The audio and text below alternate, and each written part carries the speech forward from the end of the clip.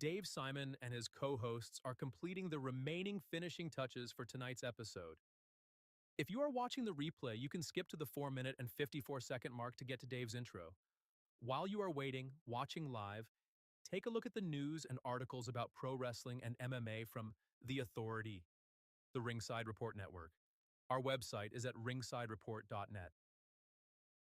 That's ringsidereport.net. Please wait. Hold on. Keep waiting. Almost done. Please wait. Hold on. Keep waiting. Almost done. Please wait. Hold on. Keep waiting. Almost done. Please wait. Hold on. Keep waiting.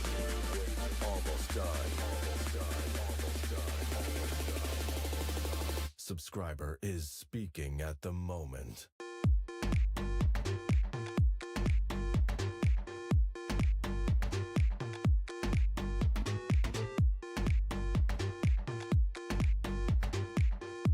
Subscriber is speaking at the moment.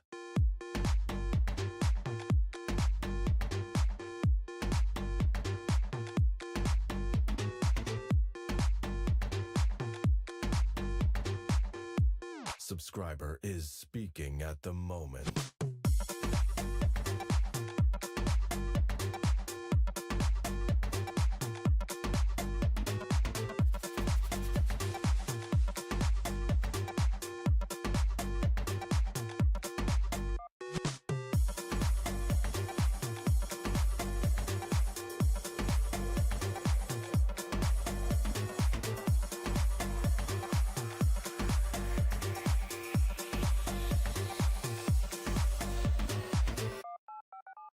Please wait. Hold on. Keep waiting.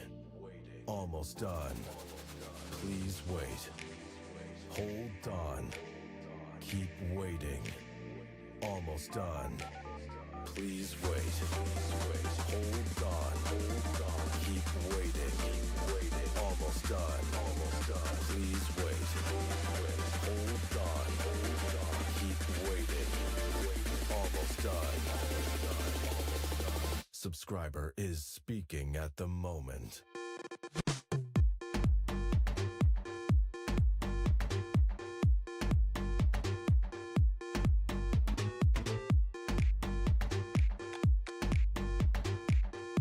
Subscriber is speaking at the moment.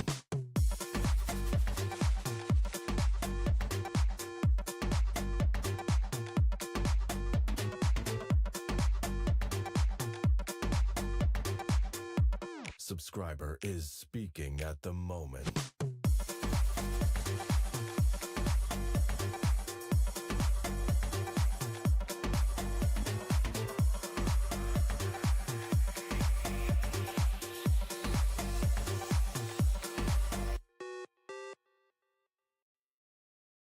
Welcome to today's broadcast from the Ringside Report Network. We are a viewer and listener-supported creative team. We would really appreciate it if you became a recurring supporter at membership.ringsidereport.net. While you are waiting, watching live, take a look at the news and articles about pro wrestling and MMA, and while there, check out our exclusive merch, including great jiu-jitsu gear from the Ringside Report Network.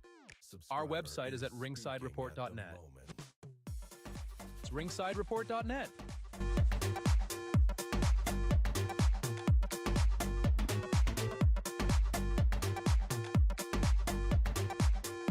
Subscriber is speaking at the moment.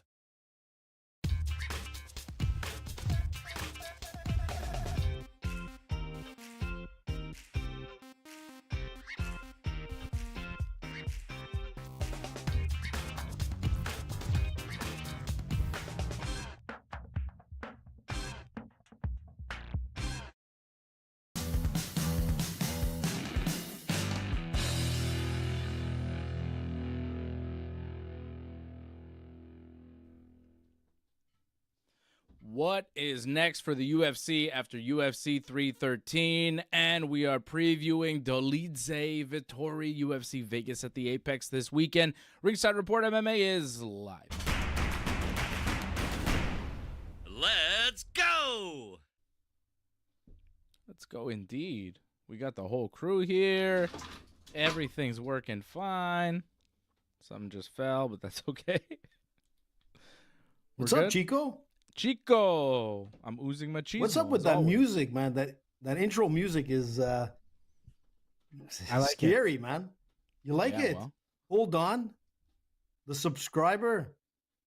Weird, man. It's been like that a couple of weeks. Yeah, it's the new sound, man. New sounds like let me hypnotize you and bring you to Epstein Island with that song. Whoa, Hold AJ, on. let's take it easy. I'm not sure why you're going there, but yeah. I don't know, because you're on the show, you realize, AJ. You're on this show. I'm more That's why I'm saying. Let's go to a rave party. Yeah. I was having like, a party. Please do not kidnap me. Wow. AJ's terrified by a lot of things. AJ's been co-opted. It was weird, man. I was listening to it. I'm like, it would have been a perfect time to like bring some Irish jig. That's what I was trying to say when I was like, before the show started, to the producers, Irish jig. It's like, hey, what is this? I'm wondering about your outfit, because you've got quite an outfit going, and I'm not really sure what's going on. I'm guessing by your outfit, I'm guessing St. Patrick's Day is coming up. It was the same thing I said for real? Off the air. I have no clue when St. Patrick's is. Freddie said, me neither. I said like Vive le Québec, but no one remembers Irish. Well, I'm not Irish. I don't know. I don't celebrate St. Patrick's Day. I don't know when it is. I don't keep track of when St. Patrick's Day is. I can't believe it. Are you serious? What do you mean, are you serious? Most Quebecers have a little bit of Irish in their DNA. Some have a lot more. Well, I know my DNA because my parents did one of those 23andMe things, and I have 0 Irish in my DNA. 0.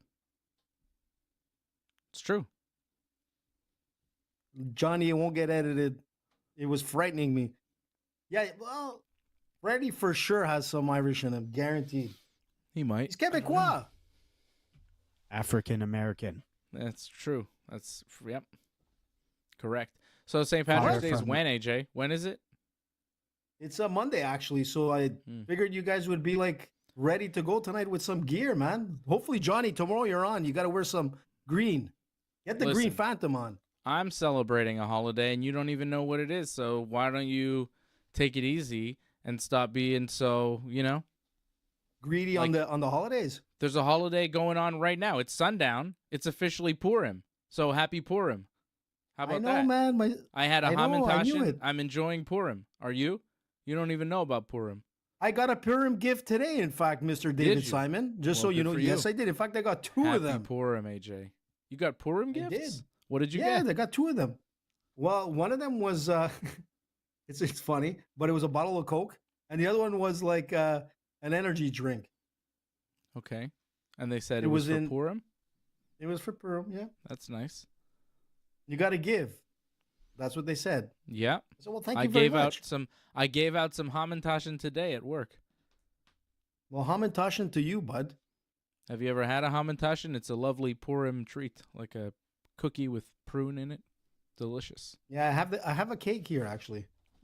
Well, you got to remember, my sister works for... cake is not... Hamantashen is different. Delicious. Yeah. Very good. Well, today's Purim. There's so happy holidays. Quite a bit of holidays happening right now. Yeah, happy St. Patrick's Day. Happy Purim. We're all celebrating here on the Ringside Report Network. Johnny's celebrating. It's Ramadan. People are celebrating. It's everything. Well, not Ramadan yet. as well, of course. Sundown now. He's in fasting. Yeah. Yep. Sundown. Everybody's eating for Ramadan right now. And then this weekend, starting actually tomorrow night, is the biggest holiday for the Irish. And this is all for Wally, man. Wally!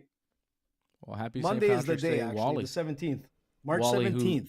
Who's in Ireland. Look, even Freddie. See, Freddie was in the spirit. I knew it. Bravo. Pure coincidence, but I love this No. Look, I'm not anti-Irish. You know, I may not have any Irish in me, but I know my kids. You look more Irish than all of us here. My kids probably do because their mom, you know. So. Well, they are redheads. It's true. They're blondies, blonde. yeah. Strawberry blonde. I wouldn't say that. Mm. My kids are not redheads. What are you talking about? Have you seen my kids? Well, but they have like strawberry blonde, man. That's what I would say. They're a little bit more on the red-ish side. I don't think so. You need to get your eyes checked, man. We really have had these eye tests a lot, and you struggle with your eyesight. I think there's something going on. You need to get a better prescription. Yeah, you're right, man. I'm having a hard time looking at my computer. I gotta put on my glasses. You aren't Irish like me, so please stop. Yeah, AJ. What? You're not Irish. That's everybody's Irish on St. Patrick's Day. Never forget that. Leor in the chat, member of the team over at join.ringsidereport.net. Thank you for supporting Leor. He says, just watched War Machine Dark Side of the Cage episode. Yikes, never heard of this guy, but he sucks. Yeah, that was pretty bad. He's still in prison, right? War Machine? He was a bad guy. Yeah, he'll be in prison forever, I hope. I think he's in there for life. Yeah. He was a bad dude. Like, I don't think so because he didn't kill. Well, he didn't kill her. I think he's there for like 40 years, maybe, or something like that. Yeah, I don't know. He still was 40 years, man. That's how old is he? He's like 30 something years old. He's gonna come out at 80? Come on. He was in the UFC for a bit, right? Yeah, War Machine. He was in the beginning, man. Yeah. There was anybody a lot of that changes their name to War Machine, you know. Gary. Uh-oh. I don't know. People 36 years. Things are happening. 36 no, years. Actually, he did. No, actually, he did get life in prison with a possibility of parole after 36 years. Yeah, so minimum 36 years. Yeah. Wow. He won't be the War, and he won't be the Machine. He'll be like Rusty Machine, you know. Yeah. Yeah, he was a bad guy. It's interesting, you know. Leor watches the show. He's like, he hadn't heard of him before. I remember that was a big story in MMA at the time. Okay, well, Leor, if you're interested in those type of stories, go on YouTube and look at Phil Baroni, because like a couple of months ago, man, I looked into some documentaries about that situation. Man, that's a pretty crazy situation in itself. And I think both guys were kind of friendly or something like that, from what I understood. Him and War Machine. So yeah, Phil Baroni. Go watch on YouTube. But Freddie, if I'm not mistaken, Phil Baroni was in Montreal a lot. In fact, he used to be a Gamma. He's come here to fight a few fights. He fought with some of like the early days of TKO. I mean, Phil Baroni was pretty big at one point. Yeah, in the Quebec scene, he was big in the MMA world. Phil Baroni. Yep. A lot of characters, right, over the years. A lot of characters and criminals, people that are in jail now. Hopefully, and I'm going to bring it to today's events or last couple of days' events. Hopefully, BJ Penn's not the next guy to be one of these weird stories. Hey, listen, man, that's a weird one, man. I sent it to you guys, and like, to be honest, I thought it was a joke, and it's like, it's going all over the place, and people are like, what the hell is going on in Hawaii with BJ Penn? Is he serious? So, yeah, Dave, you know the story? Well, kind of. I know what you sent Freddie, me. you know the story? BJ Penn made like a video claiming that this other woman had killed his mother and assumed her identity and was like acting like his mother, but it's not his mother. She's working for the CIA or government, something like that. Oh my. Yeah. He's videotaping her in the house. He cannot touch her because if he touches her, he's on legal grounds to get arrested. Pretty much, as you know, BJ Penn is a very wealthy guy. His mom should be careful, man, because who knows, man, in what mental state BJ Penn. And in the video, she doesn't really react. So to me, that tells me that it's not the first time that they have these discussions. Like, she's probably like, oh, here's my son again with. Because, I mean, if this is the first time that somebody accuses you of being a government worker, I would expect some type of reaction, you know? Like, if all of a sudden I'm like, AJ's a CIA worker, AJ's going to go, what? He's not just gonna stay there and listen to it. But if I say it over and over and over, well, maybe at some point AJ's just like, all right, I'll just let him say whatever he wants. But Freddie, like to give him some like possibility, if you took a look at you take a look at his mom and you look at the lady that's there, mom. I don't know what's going on. It's Are his you mom. sure, man? They don't look alike. Yes, they do, AJ. Holy. Oh, come on, AJ. I don't know, man. I don't know, dude. Dude, are you Bring serious? up the pictures. Let our serious? Let he our viewers clearly look at has it, man. CTE. This is like a mental issue. Something's really wrong with BJ Penn. And you're feeding into this, up. Dude. What? I'm not agreeing with him, but it does seem messed up. I thought it was a complete joke. But there's a lot of weirdness going on. AJ. Yeah, Leo, he needs to be on it for sure, AJ. man. But I'm telling you, I just saw the picture. And I'm like, well, he kind of does not look. Yeah, what if? What do we do? Fred, what's going on with this guy? What's happening with Hawaii AJ? did I'm burn, not concerned. man. I'm more concerned about AJ than I am about BJ Listen, Penn at Dave, this point. listen, man, actually go take a look at the know picture. AJ, and I'm concerned. Listen, take a look at the pictures. Why are you denying it? Don't deny it till you see it. You weren't even sure about the whole story. I'm like, look at the pictures. Bring it up. Let people decide on our show. It is weird, Dave. This is absurd. No, I'm not. I know. I'm not Penn, playing into your you got nonsense. This is BJ Penn Inquiry having minds a wanna know. serious mental break. Well, then somebody has to intervene very fast before it gets really messy. But the pictures, I'm telling you, man. I don't know if they're the same. Like, I'm just telling you, it's just weird, man. Bring it up. You got master controls. You know that BJ Penn has brothers. Shocked. Like, he's not an only child. I think he has several brothers. So, like, for all the family to be duped by a fake mother, come on, man. He took it down from weird, his Instagram man. too, by the way. Or somebody He made did? him take it down. Yeah, of course. Probably. Yeah. Because it's not But it's good. like it's all over the place, man. Even if he takes it down, like, the internet stays forever, man. Yeah. Yeah, it's not good. You look, the guy was a legend, and what's going on with him right now, I don't know. But you know what's interesting, happening. Dave? But if you think about it, if you look at guys that, like, seriously speaking, if you look at like the whole CT issue and whatnot, like especially in football, you can see that it happens like decades after, and in boxing you can kind of see it. But in MMA, it's such a young sport. It's like since 1991 we've had like fighters there. But when you look at BJ Penn's career to where he is now, like not only him, but a lot of fighters in his age category, there's been some issues. We were talking about War Machine, and we're talking about like, quite a few guys, like Sanchez and whatnot, and all these guys. There's issues. But wait, man. I want to say something. Yeah, there's issues. Okay, like I agree, getting hit in the head is not good.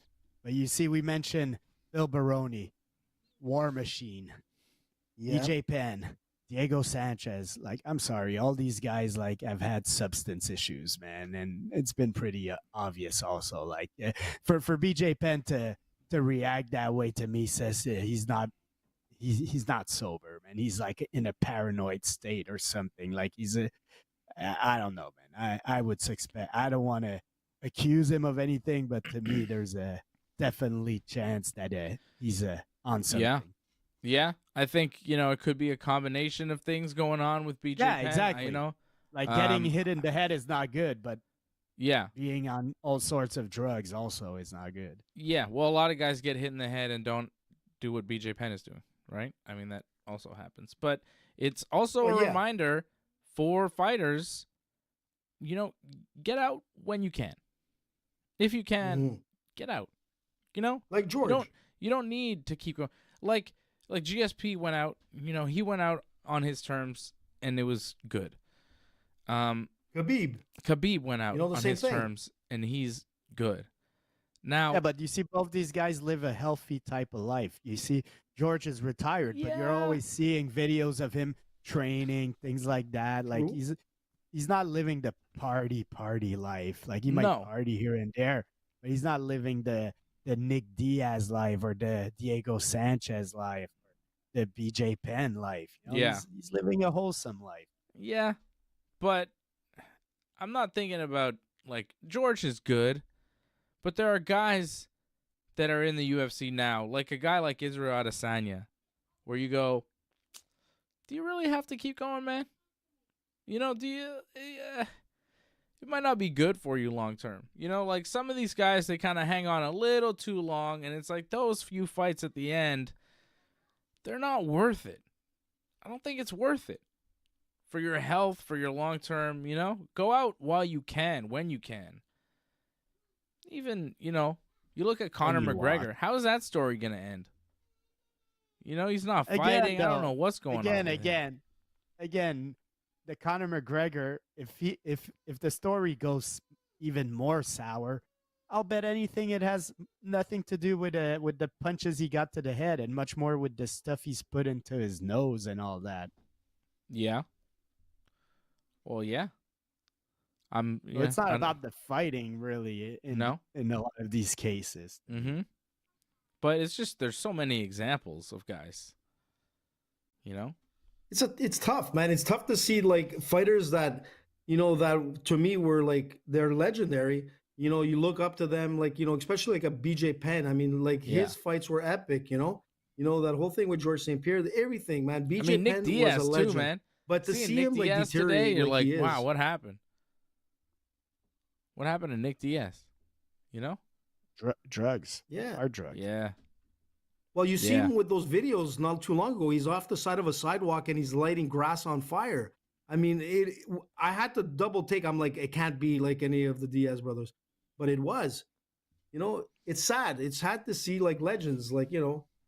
Like, I mean, both you guys are in Montreal, man. Let's forget about, like, known people. Look at all the weirdos that are in Montreal high on who knows what type of drug. Mm-hmm. So, like, if somebody known takes that drug, he's going to become a weirdo also, man. That's true. Well, we actually saw a lot of that happening, like, in the NHL at one point. I remember John Cordick, who was an enforcer with the Montreal Canadiens, and he did so much cocaine. Names. Well, John Cordick is a famous player. It's a known story, Dave. And he had like 30 police officers that had to take him down in a Quebec City motel room because he just went wild. And unfortunately, he died that night. But, like, you know, sometimes, like, you know, it's sad to see you spiral into, like, that downward spiral of sports. And that's why, like, the dark side of the ring or the dark side of the octagon is there for a reason. And, you know, it's too bad to hear these stories, but they're true. Hopefully hopefully people close to BJ are helping him, man. Like, and you know what, man, you can only do as much as you can, man. At some point, BJ has to take accountability for himself, man, and all. So, yeah. But hopefully the people around him see that as a serious sign and try to help him.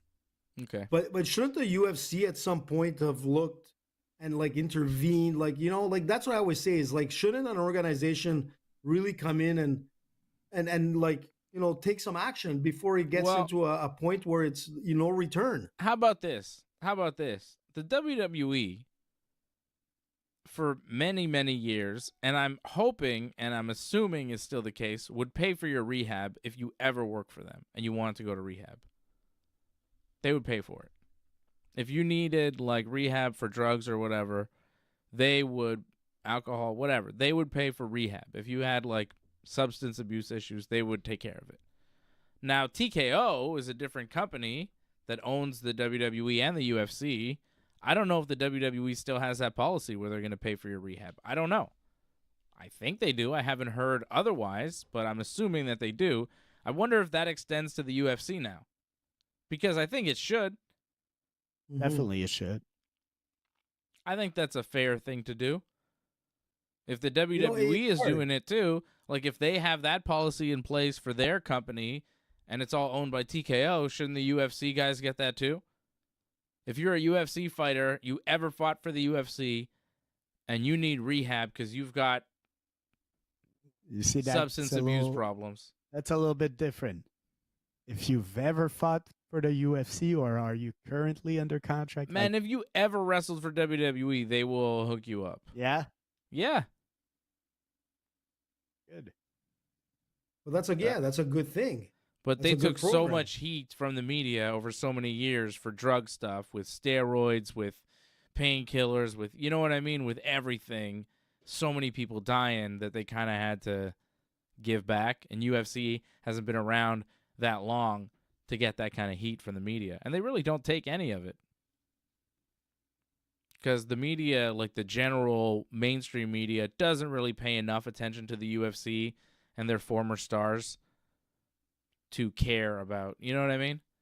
Like a UFC star, their shelf life is like maybe, 3-4 years, and then it's on to the next one. At most is 3-4 years, like a really good run on top. So the mainstream media, like, they forget about you so quick. WWE people last a little longer, you know? Get 5-10 year career, people get to know you a little bit more, they care about you. UFC people, see what Lior says. I'm telling you, mainstream media, you would get pressure from the media, and that's how you change if you're the UFC, right? But without pressure from the media, they can just kind of skate by and do whatever they want. Because the MMA media, you know, is just going to kind of tiptoe around things. No one's really attacking the UFC about these types of things. Nobody's pushing them to give rehab to anybody.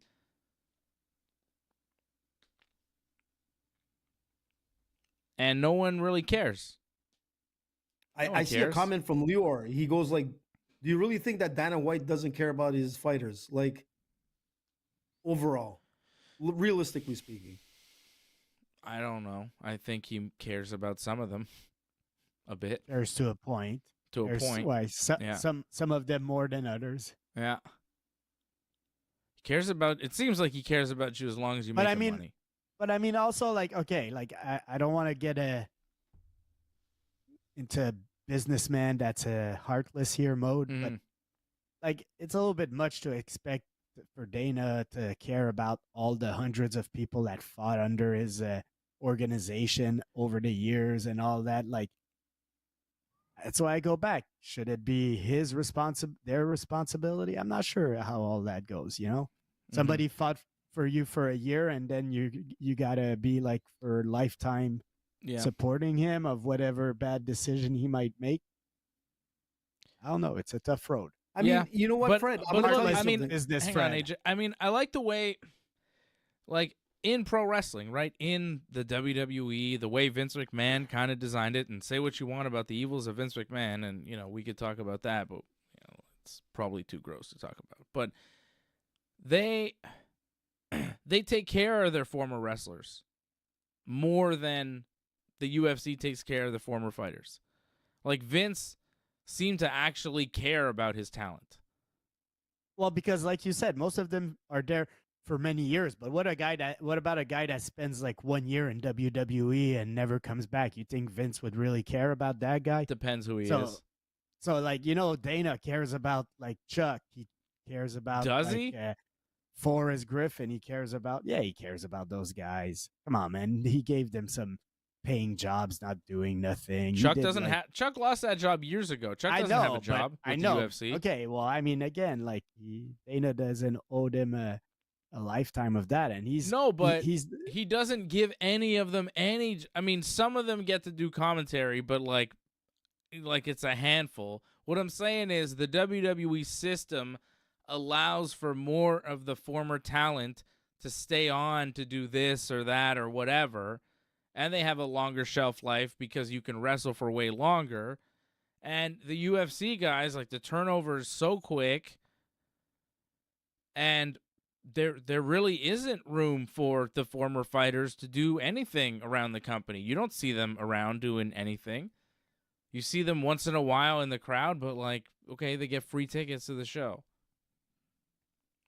Okay? Yeah, it's sad. It's sad.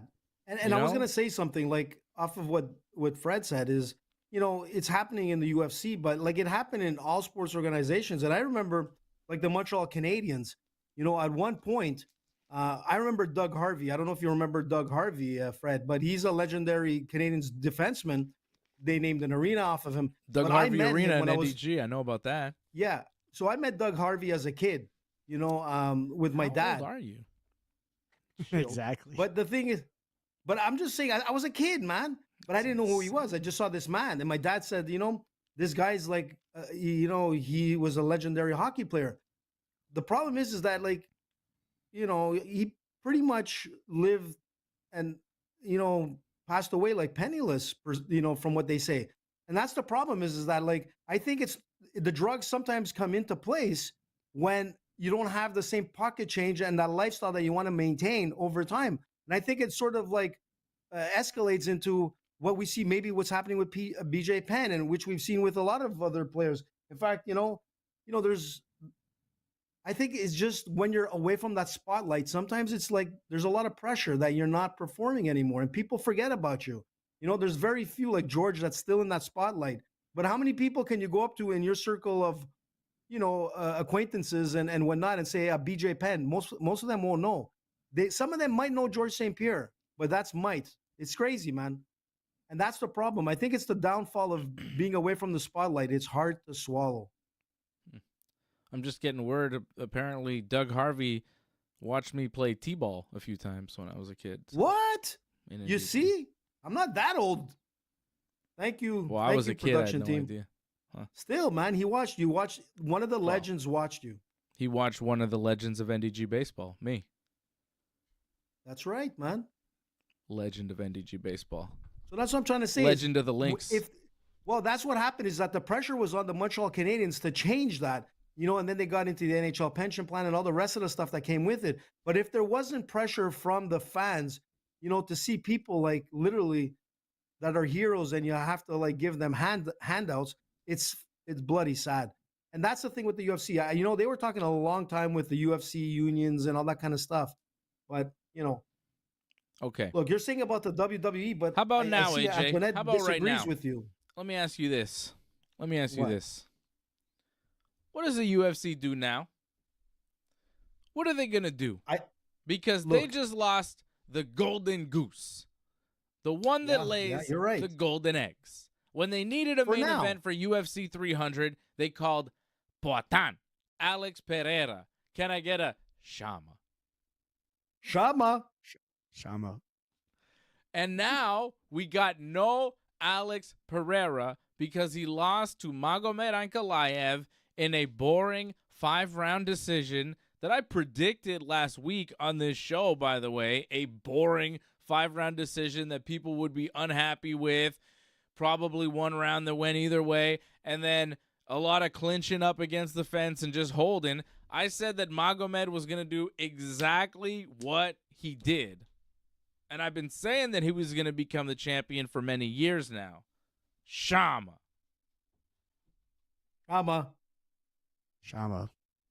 There you go, Freddie. Whew. I didn't think it was going to happen. The wave. Shama. I mean, come on. Yeah, the UFC is probably lacking star power right now, but it gives them even more pressure to give us Jon Jones and Aspinall right now, because I think that's the fight that people are going to want to see the most. And look, man, it happens, man. Pereira, this was a bad matchup for him. That's what we were saying, and it wasn't the most exciting fight, but Ankalaev fought smart. You have a mixed crowd there, Freddie, that are saying that he won, and that's the thing. I'm hearing it like since last week. A lot of people are saying that Pereira won. I thought he won. I thought he had 1, 3, and 5, but obviously I was wrong.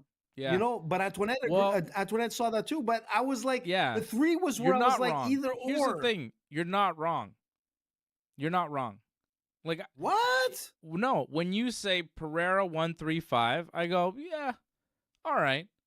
Because I think it was Magomed 2, 3, 4. And we basically agree. And I'll tell you why. Because round 3, which you gave to Pereira and I gave to Magomed, was so close. And really neither guy got anything that you could kind of even call it a draw round where nobody won. Not much happened. Nobody really did much. It's hard to say who won the 3rd round. And in a 5-round fight, when one guy wins 2 and another one guy wins 2, mathematically, that one swing round, it decides the whole fight. I'm kind of surprised that a judge didn't give the third round to Alex Pereira. Not a single judge. I'm a little surprised because, yeah, it could have gone to Pereira. A lot of people thought Pereira won the third round. Maybe he did. But he actually didn't because the 3 judges scored it for Magomed Ankalaev. But, you know, we were watching the fight and we're like, who won the third round? I don't know. It was a close one. It was a close third round. And you go, okay, what are you going to do? What are you going to do? That's the fight game. That's the fight game when you're letting 3 guys outside of the cage decide a very close fight that takes place inside the cage. That's what happens. That's why you did a MMA. rematch. That's why you do a rematch. Yeah. You have to do the rematch. And the rematch is where the money is. And like, if you wanted this to be like, for sure, the Potan is the golden egg, but that golden egg is still very relevant. And a lot of people want to see this rematch. So Dana White is making twice the amount of money. And the second one is going to be even more of a fan, like, favorite than the first. I think more people are going to come out to watch this fight. I was just looking at a comment that came in from Antoinette, who was in Vegas. She was firsthand there to hear, like, the feedback from the crowds and everything. And a lot of people were upset with, like, the fact that Pereira lost. So what I'm saying is that this is the perfect rematch. Well, yeah, Pereira. And you got to do it now. The fan favorite. A lot of people like Pereira. I don't like the word upset. That's the thing. Like, people could disagree, but they shouldn't be upset because it was a tight fight and it could go either way in that fight. Like when it's that close, like when it's one round that's very tight that decides the which way the decision is going. Well, that round 3 was so tight, you cannot be mad. You could be disappointed, but you can't be crying robbery or anything like that. And Pereira is taking his defeat like a man, and he's okay. He's gonna come back, and I think he wants a rematch. And we should expect a better version of Pereira in the next one. Now that he knows his opponent a little bit more. Well, to be honest, worse. I think he's gonna be worse. And he's gonna lose. I don't think so. Again, look, Dave. I'll be honest. Like, it's gonna be the same fight. Perspective, we're gonna see the same fight. I'm telling you, the same fight. He opened up that first round with the way I expected. He had the leg kicks, and the leg kicks were working. And then he started to like slow down. He wasn't as effective as I thought he would be. And Kalayev got in his face. Yeah, he got in his face. But that's where Pereira had to kick it up. There were certain times where you're right; it was very boring. But Pereira, this wasn't his best fight. This wasn't his best fight. AJ, he couldn't do anything. Magomed Ankalaev he did knocked him out in the second round. If that bell doesn't sound at the end of the second round, Pereira is getting TKO'd by Magomed. That was happening. That was the closest the fight was to getting finished the whole fight. He had Pereira very hurt up against the cage and nearly done, and then the referee came in and saved him because the bell sounded, because time was up in round 2. But Magomed Ankalaev, I think, is going to beat Pereira again, and he might finish him this time. Like, I think Magomed is only getting better, and Pereira is only getting older. He's 37 years old. There's an up and there's a down. Like, this is the thing. We see MMA for so many years. You recognize there's patterns, man. No one stays on top forever. No one. Not even the great Alex Pereira. Alex Pereira is great. But I think his time has just come. Magomed's what, 32, 33 years old? Magomed, I thought he was younger. No, he's 32, I think. 32, and Pereira is 37. When they fight again, he'll probably be 38. That's not an age where you want to be fighting.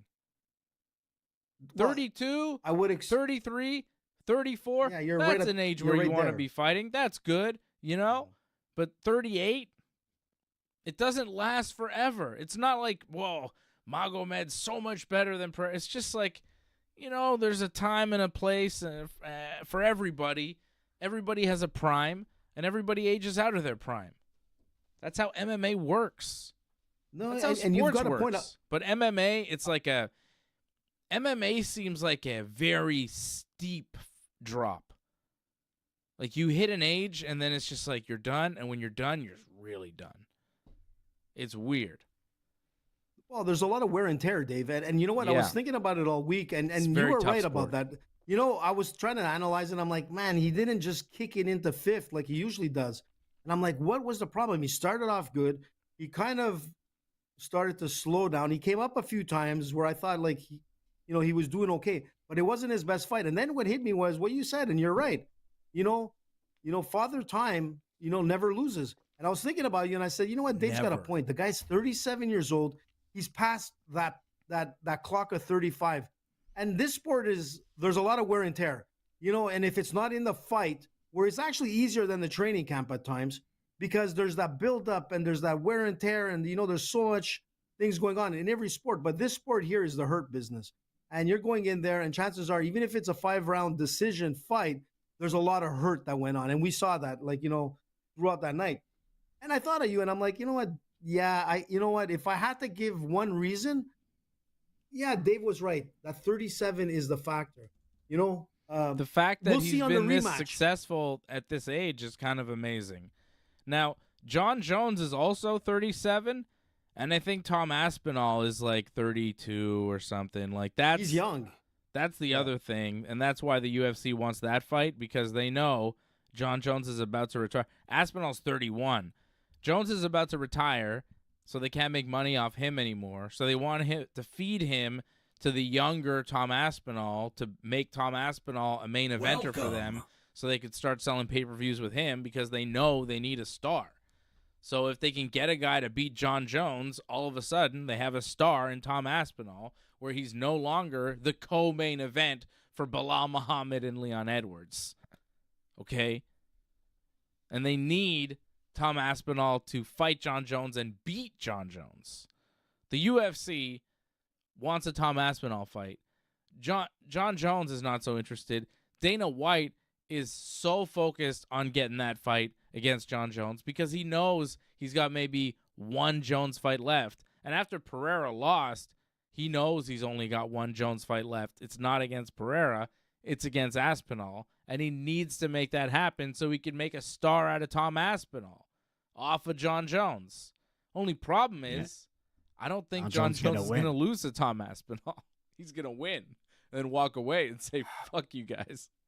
I don't know, Dave. I don't. Dana just wants to make a big fight and make money, man. Bullshit, Fred. Come on. He's got to be thinking ahead. If he's not doing his job right. If you have see, to I be would thinking disagree. ahead. Okay, but then I think if that's the case, Dude. he would be protecting Aspinall, because what happens if Jon Jones wins and retires, man? You just lost your champion, man. Your whole division now is in shambles, like.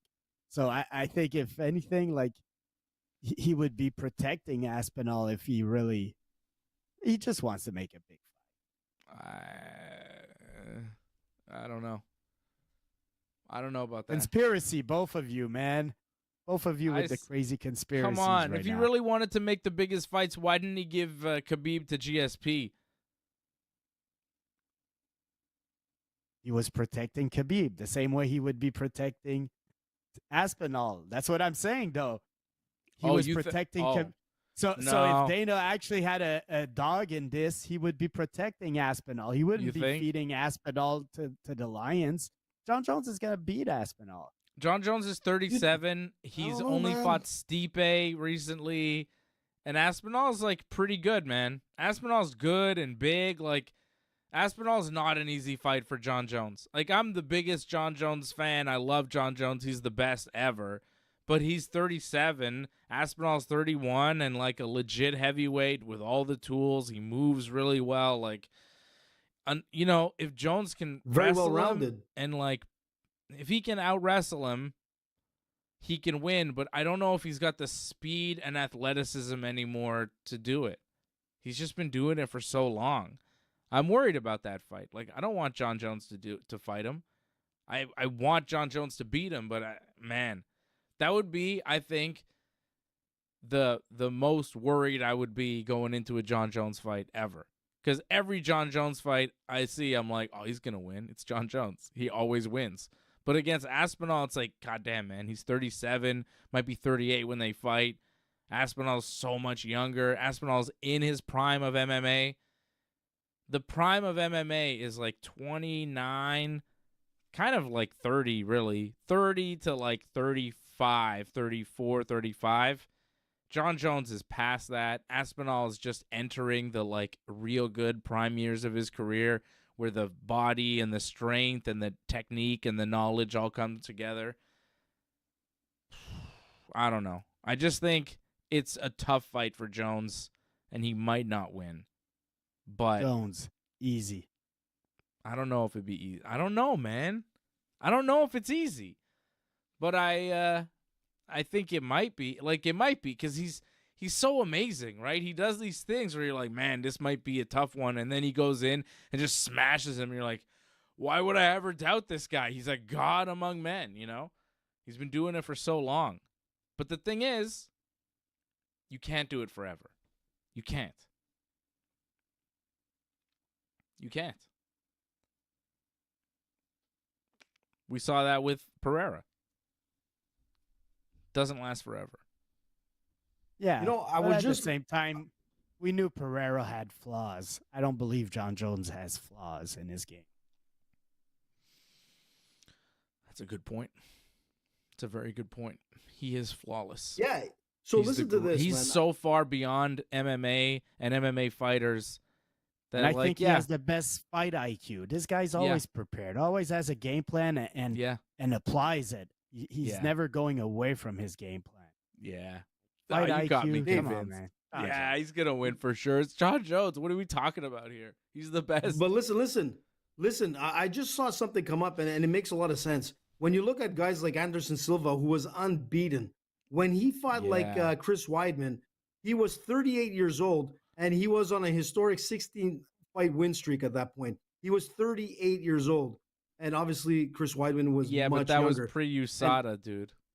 Yeah, I know. But when I started noticing the decline, for me personally, was when, I keep saying it all the time, was when he fought Pat Cote. And Anderson Silva was 33 years old at that point. He was just coming, you know what I'm saying? He was stepping into that triangle zone of 34, 35. Yeah. And, you know, Pat Cote was 28 years old at that point, and he brought Silva to like the longest rounds that he ever faced, that third round.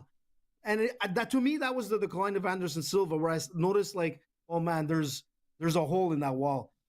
And honestly speaking, when he fought like, you know, Chris Weidman, it wasn't that same Anderson Silva. It was done. But he was 38 years old. And I really believe that, you know, yeah, Jon Jones is like a phenom. There's no doubt about it. But he is going to be 38 years old. Same point where Anderson Silva was when, you know, everything just fell apart. Yeah. You know what I mean? That's the thing. I've seen, like, Jon Jones is great. He's the best that I've ever seen. But I've also seen a lot of really great fighters go down. Like Anderson Silva, who was, like, unstoppable. You would go into an Anderson Silva fight with the utmost confidence that he was going to win. You knew he was winning every fight. The Vettori fight, the Chael fights, you're like, yeah, he's going to win. Even when Anderson was losing to Chael in the 5th round, and you're like, I'm like, he's going to figure it out. And he did, because he was the best. He was so good. But then the decline was vicious, you know? It happens to everybody.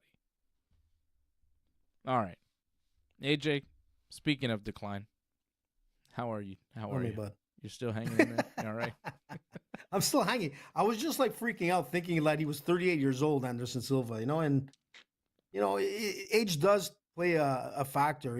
Again, like if it's like a different sport, if you're playing, you know, golf and things like that, man, you can run the course for a long time. If you're playing like, you know, even tennis, man, there's a lot of wear and tear on the joints and things like that. It's a hard sport to carry on, you know, into a long part of your career. But, you know, and it's the same thing for hockey, where sometimes, you know, you could get away with it. Chris Chelios played till he was like, I think 50 years old in the NHL. There's not too many players that can pull that shit off. Jaromir Jagr's another one. Who is the oldest player in the NHL? Well, at the time it was Chris Chelios. I know that. But Gordie right now, Howe. Gordie Howe was the oldest in the history, I think. He was what, 60 years old, Fred, at that point? No, 52. There's a 40-year-old guy. I think he's the oldest. So that's what I'm saying. Like, hockey, like you can hit the the mid 30s, Julio late Franco 30s. played baseball at 49. MLB. Oldest player right now, Justin Verlander, 42. Verlander's still going. That's pretty impressive. He's not as effective as he was, but still. 42. You're not fighting in the UFC at 42. Mm. I mean, you Randy technically could. Randy could. Yeah, but pre-USADA. I'm saying you're not doing it clean. You're not doing it. How old was Glover? Glover. Oh, yeah, Glover was pretty old, wasn't he? He was like in his 40s. Yeah, I think he was like 42 as well. Is that real? Is that real? Let's see. He's 45 now, so we're going to have to go back in time a few years. He fought last in 2023, so 2 years ago when he was 43. God damn. Yeah. He lost. Yeah. He didn't. The last time he won a fight was 4 years ago when he was 41. Still impressive. Yeah, but he looked good in some of those fights. Which one was it there? That Yuri fight? Yuri fight, yeah. He was like 42 when he fought Yuri, and he looked pretty good in that fight. Glover is crazy. Yeah. That's nuts. Okay, well, maybe, yeah. I mean, but there's some guys very can few, do it, man. but it's very rare. But in the heavier weights, you can get away with that. Yeah. You know what I'm saying? Yeah. You're not there's seeing not a as much 42-year-old bantamweight. No, it's impossible because there's too much wear and tear, and there's too much nonstop action, and that's the problem. In the heavyweights division, you don't see them go the distance, and usually it's submission and most generally a knockout. So the thing is that the body doesn't get impacted as much as a lightweight, a featherweight, a welterweight, middleweight. These even light heavyweights, sometimes you can get away with more wear and tear. But those lighter weights, man, when you're hitting that 35 mark, your body is probably at the 55 mark, in damage. Yeah. That's the thing. All right. There's fights this weekend. Vettori and Dolidze. I got Dolidze. Because I actually rewatched the fight just before our show. I now have a UFC Fight Pass, so I was watching it. And I thought that Dolidze should have won the first fight, man. It was a pretty tight decision, but I'm going to go with Dolidze by decision. They did I didn't fight think Vettori 2 years ago. Yeah, Vettori didn't look good in that fight, I felt. Like he was backtracking most of the fight. Dolidze was going forward. Did we just lost AJ? It seems like it. But yeah, because I'm surprised he's not offended by my anti-Vettori stance. Yeah. Dolidze. And I have a parlay if you want a parlay. I already have my parlay. There. Hold on. AJ, what happened? You all right? I don't know, man. It just kicked me off the feed. That's good. It AJ'd. It aged itself. Classic. Just AJ. like a 38-year-old fighter, man. Gone. Dolidze's 36, and Vettori's only 31. It's kind of crazy. He's only 31. He's been fighting for a while. Let me get your parlay here in a second, Fred. There we go. All right, what's your what do you have here? You're putting Dolidze on your parlay? What do you got? Dolidze. I'm going with Alex Hernandez, and I'm going with Waldo Faldo Araldo. Oh, you got Waldo Faldo on this one? Hold on. Alex Hernandez. And then Roman Dolidze. Roman Dolidze. AJ, are you offended by this? You going with Vettori? I know you love Vettori. Yeah, man. I'm not seeing Roman Dolidze on this. Where the hell? Because you gotta, when you click MMA, you see him right away. But when I clicked on the fight card, I wasn't seeing him.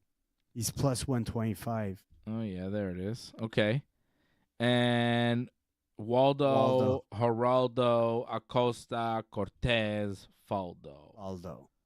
That is 20 on the Team Fred parlay. We'll get you 80. We'll get you 104.39. How about that? That's your big total down there. With Dolidze, Alex Hernandez, and Waldo Cortez Acosta. Bueno. Muy bueno. AJ, do you have a parlay?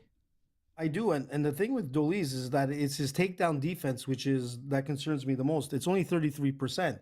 And Vettori, he's going to strike, but he's going to want to take this to the ground. His takedown accuracy is at 45%. So if it gets to the ground, I think Vettori, will be able to Italian manhandle this guy. And I'm going with Vettori for the win on this. 19-7-1, man. Yeah, I think Dolidze, Vettori. 14-3. I'm also going with Vettori. I think he's going to pull it off. Yeah, and he's young. He's had some really good fights. A few disappointments where I thought he would win, but overall, man, he's still 19 victories in MMA. Mm-hmm. All right. Do you have None of these guys are ranked, so it's going to be one of those fights that it'll be. What's the rest of your parlay? Oh, yeah. So I'm going to go with Vettori. Then I'm going to go with Dos Santos if he's still on the card, which he is. And is that his name? I'm Dos Santos if he's still on the card? Dos Santos if you're still on the... Well, he has this crazy name. Ilizu Zaleski Dos Santos. Oh, yeah. Okay. You know what I'm saying? Like, dude, are you Brazilian? Ilizu. He is. And then you got Sheedy. He's fighting Sheedy. Sheedy, man, is like hot and cold. Like sometimes he's good, sometimes he's Sheedy. Sometimes he's Sheedy. Bravo, Dave. That was a good one. So I don't want to go with the Sheedy guy. I want to go with the more like Ilizu elevated guy. So I'm going to go with Dos Santos, 25-8, man. And then I'm going to finish with Alexander Hernandez. I like this kid, man. Hernandez. How old is he again? I forgot. Let me double check. Fred went with him too. Yeah, 32 years old. And Kurt Holabog. I mean, he's decent, 22-8, but he's 38 years old, I think, if I'm not mistaken. Yeah. So, all right. I'm going with that's it, man. I'm only going with 3, man. How about it? I'm going with 3. It's St. Patrick's. I want people to win, man. I want them to get that pot of gold. 20 will get you 70-82. Not as good as the Fred parlay, but it's all right. Dos Santos, Vettori, and Hernandez. That's the AJ parlay right there for you. How about pot of gold? Pot of gold. Now I have to come up with something. I have really nothing. I'm going to give you a little special delivery here. I'm going to give you, what do we got? We got some ladies fighting. Yeah, I'm going to go. The ladies? We got some ladies fighting on the prelims. And I'm going to go with Josiane Nunes. Amanda's sister? No.